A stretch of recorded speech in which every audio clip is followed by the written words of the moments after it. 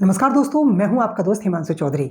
आज एक ऐसी कहानी मैं आपके लिए लेकर आया हूं जो बिल्कुल ही सत्य घटना पर आधारित है। जी हां, जयपुर की यह घटना है और बिल्कुल सत्य घटना है। तो आइए कहानी को शुरू करते हैं। अगर कहानी अच्छी लगती है तो चैनल को सब्सक्राइब करना बिल्कुल मत भूलना। कहानी का जो शीर्षक है वो है कि आजकल की नालायक व संस्कारहीन संतान का उपचार। दोस्तों, आज के जमाने में 50+ की पीढ़ी को बहुत समझदार होने की जरूरत है।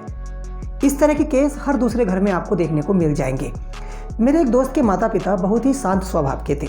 उनका एक लड़का था जो कि इकलौता था। उसकी शादी हो चुकी थी व उसके 2 बच्चे थे। अचानक उसकी माँ का देहांत हो जाता है। अब जब देहांत हो जाता है तो उसके जो पिताजी हैं वो बेचारे अकेले रह जाते हैं। एक दिन जो मेरा मित्र है वो अपने पिताजी से कहता है कि पिताजी, आप गैरेज में शिफ्ट हो जाइए, क्योंकि आपकी वजह से आपकी बहू को काफ़ी परेशानी झेलनी पड़ती है। माताजी के गुजरने के बाद घर का सारा कामकाज उसी को करना पड़ता है और आपके सामने उसे साड़ी पहनकर काम करने में बड़ी असुविधा होती है। अब बेचारे जो अंकल जी थे वो बिना कोई बात किए गैरेज में शिफ्ट हो जाते हैं। करीब 15 दिन बाद उन्होंने बेटे को बुलाकर उसके पूरे परिवार के लिए 10 दिन का एक विदेश ट्रिप का पास दिया और कहा कि जा बेटा, सभी को घुमा ला, सबका मन हल्का हो जाएगा। अब अपने पुत्र के जाने के बाद अंकल जी ने अपना 6 करोड़ का जो बंगला था वो 3 करोड़ में बेच दिया। अपने लिए एक अपार्टमेंट में अच्छा सा फ्लैट लिया तथा बेटे का सारा सामान एक दूसरे फ्लैट में जो कि किराए पर था, किराए पर एक फ्लैट लिया और उसमें शिफ्ट कर दिया। जब बेटा घूमकर वापस आया तो घर पर एक दरबान बैठा था। उसने बेटे को बताया कि यह मकान तो बिक चुका है। जब बेटे ने पिता का फोन मिलाया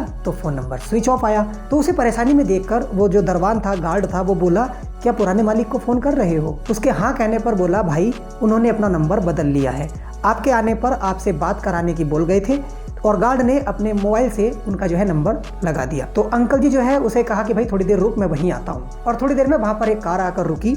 उसमें से अंकल जी नीचे उतरे।